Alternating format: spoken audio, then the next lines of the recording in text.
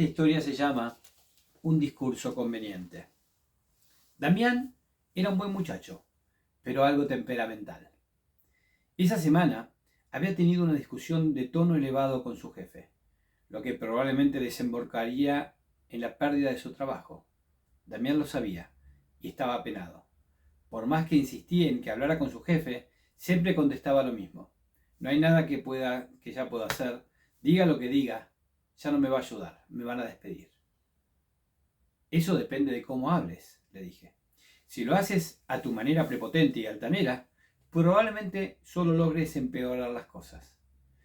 Para que entiendas a qué me refiero, déjame contarte una historia que me enseñó mucho sobre este tema. Y los sucesos ocurrieron de la siguiente manera. Jimmy era un joven como tú, de aproximadamente 16 o 17 años. Era un miércoles en la preparatoria de Manchester, en donde Jimmy cursaba su clase de química de tercer año. El alumno Jimmy estaba conversando y riendo con Sally en la clase, en momentos en que el profesor, el señor López, trataba de enseñar la lección. Fastidiado, el señor López interrumpió la clase y pidió a Jimmy que pasara al frente. Él pasó adelante de la clase y permaneció parado, un poco confundido, esperando que el profesor le indicara qué hacer. El señor López no decía nada. Jimmy siguió parado allí sin saber lo que hacer, mientras que el profesor permanecía en silencio. Por fin, el señor López habló. Muy bien, Jimmy. Querías tanto hablar, a lo mejor podrías contarnos qué era lo que estabas charlando con Sally que era tan importante para interrumpir mi clase. El joven, con las manos en los bolsillos y una sonrisa nerviosa en sus labios, no respondió. No sabía lo que decir. Jimmy hablaba con Sally justamente para invitarla a salir ese fin de semana. Anda, cuéntanos, insistía el señor López. ¿De qué hablaban? De nada, dijo secamente Jimmy. Por lo visto, continuó el profesor, era de suma importancia y urgencia, mucho más que la clase de química. De lo contrario, no nos hubieras interrumpido con tu conversación. Así que vamos, cuéntanos de qué se trataba. ¿Qué era aquello tan importante? Nada, dijo Jimmy nuevamente. No podemos aceptar eso como respuesta, dijo el señor López. Tú nos has llevado hasta esta situación.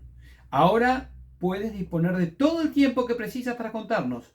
No voy a continuar la clase hasta que nos digas qué era lo que estabas hablando con Sandy.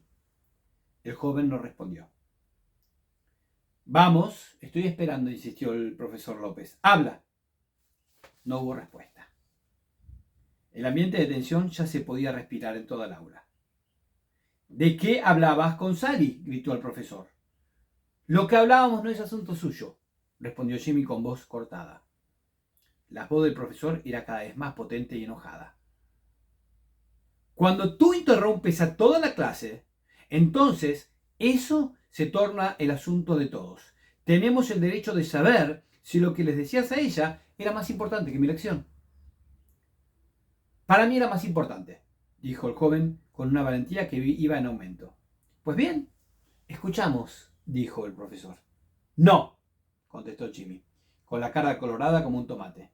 Era un asunto entre ella y yo. Ok, dijo el profesor. Si tú no nos quieres contar, entonces tal vez sea necesario que invitemos también a Sally para que nos cuente.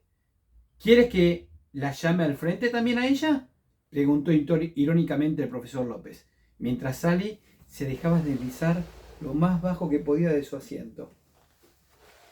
Déjenla en paz, dijo Jimmy. Ella no tiene nada que ver con esto. Sally, ven acá, dijo el profesor.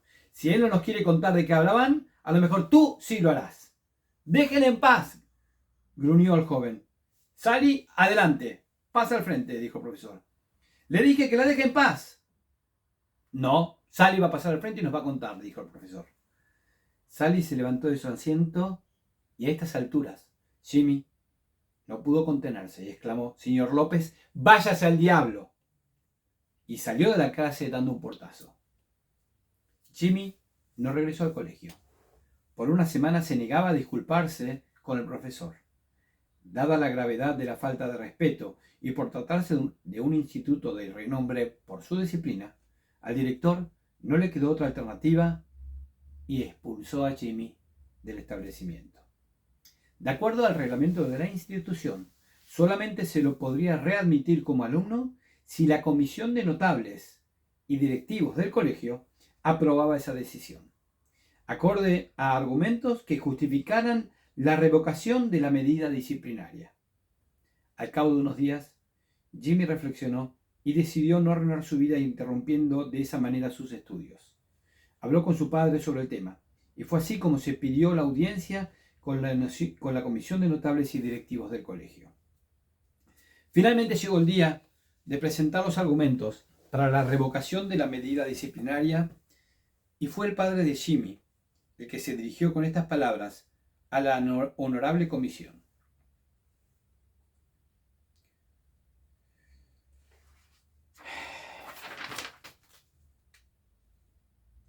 Si el papá de Jimmy hubiera sido alguien de tu estilo, le dije, habría dicho algo así: muy bien, todos sabemos por qué estamos aquí esta noche. Lo cierto es que Jimmy fue volado del colegio como un cohete por uno de sus maestros prepotentes que se creen saberlo todo y que lo expulsó porque Jimmy no estaba dispuesto a pararse delante de toda la clase y declarar sus sentimientos íntimos que tenía hacia la joven Sally. Pero volvamos a nuestra historia. Por fortuna el padre de Jimmy no era como tú, Damián, sino que era un hombre inglés, bien educado y respetable, y comenzó así su discurso. Destacados miembros de esta honorable comisión, cuando regresen esta noche a vuestros hogares, nadie les dirá que han llevado a cabo un hecho de renombrada justicia. Nadie les reconocerá en público por haber ayudado a un joven. Nadie les otorgará un premio por vuestro interés y vuestro buen juicio. Pero yo se lo agradezco desde este momento. Presiden un establecimiento de excelencia y disponen de profesores inteligentes, capacitados y profesionales. El señor López se encuentra entre los mejores de ellos. Soy el padre de Jimmy y he venido aquí esta noche para pedirles que le den otra oportunidad a mi hijo. Espero que al salir de aquí esta noche, Jimmy se cuente nuevamente entre los alumnos de este prestigioso colegio. Jimmy no es un mal muchacho. Creo que el señor López también puede confirmar mis palabras. La cuestión es cómo, cuándo y por qué ocurrió este episodio tan equívoco y lamentable. ¿Cómo es posible que dos buenas personas, como lo son el señor López y Jimmy, se vean arrastradas a este enfrentamiento? La respuesta es que ni el señor López ni Jimmy son culpables, sino que las circunstancias lo son. Ustedes ya saben lo sucedido. Solo hace falta una pequeña reseña para entender por qué digo que las circunstancias son las culpables de lo que sucedió. Jimmy no estuvo bien, pero tal vez podamos entender lo sucedido. Jimmy estaba coqueteando con Sally para invitarla al cine el sábado en la noche.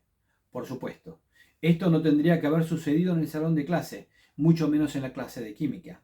Pero ellos, en definitiva, están en esa edad de la adolescencia. ¿Acaso no lo pasamos también cada uno de nosotros? No obstante, el señor López estaba en todo su derecho de recibir la máxima atención por parte de la clase, incluyendo a mi hijo Jimmy. ¿Y qué interrupción puede ser más molesta para un profesor que un joven hablando y riéndose en las últimas filas de la clase en momentos que se pretende enseñar algo nuevo? Por mi parte, creo que el señor López obró correctamente al hacer pasar a Jimmy al frente. Y no solo para llamarle la atención a él solamente, sino también para dar el ejemplo a los demás. Los alumnos no pueden aprender en un ambiente de juerga. Pero la mano del destino se intrometió.